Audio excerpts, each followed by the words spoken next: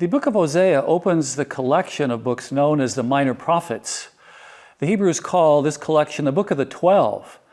And Jewish scholarship understands these 12 books, these 12 minor prophets, as a single book, perhaps telling a story, a narrative, if you will, a story of covenant failure of the divided kingdoms. And conversely, or maybe on the positive side, the story of God's faithfulness in bringing the Hebrews back to the land after exile, keeping promise, restoring worship in the Second Temple. And so as we think about now these books of the minor prophets, as we enter this segment of the Old Testament, there's indeed perhaps a storyline here.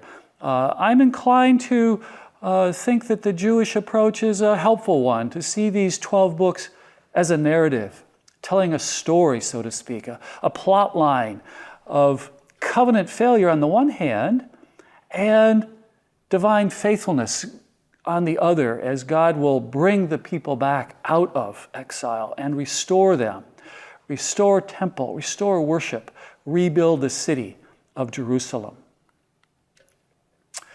Along with Amos and Micah, Hosea is one of a cluster of prophets who addressed the northern kingdom about a generation or so before the Assyrian exile.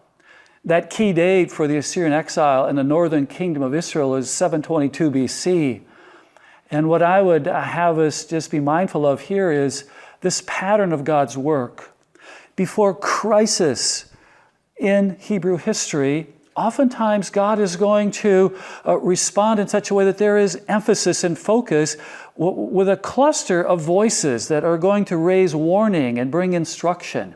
And so we have this crisis event on the horizon. The Assyrians are moving and developing this military prowess in the 8th century BC and even earlier. And the land bridge is in their focus. They want to control that region. That's where Israel, the northern kingdom, is located.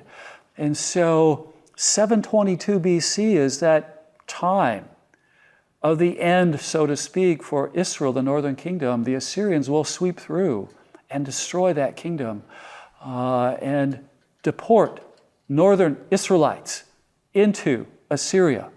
So that pattern of God sending a cluster of prophets begins here. We're going to see it with the Babylonian exile. That crisis, a bit later on the horizon for the kingdom of Judah, there'll be numerous voices that God will raise up to bring warning and to call the people back to repentance and covenant renewal. And that will be a pattern as we see God working with his people and the prophets.